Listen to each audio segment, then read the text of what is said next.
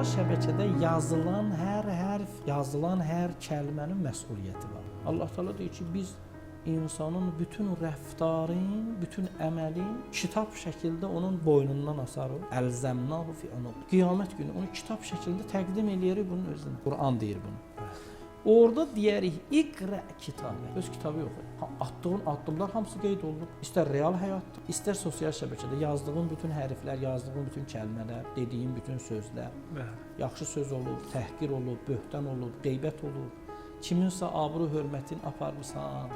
Bunlar hamısı qeyd olunub. İqra kitabə. Kitabı yox. Və buyurur ki, artıq sən hakim lazım deyil, sən hakim özünsən, özü mühakimə edə. Bax gör nə eləmisən, bax gör neçə nəfəri sən münhərif eləmisən, bax gör neçə nəfərə yanlış məlumat ötürmüsən, bax gör neçə nəfərin qeybətini qırmısan, bax gör neçə nəfərə yalan danışmısan, bax gör neçə nəfərin abru və heysiyyətin hörmətdən salıbsan, izzətdən salıbsan. İsra surəsi 13-14-cü ayələrdə.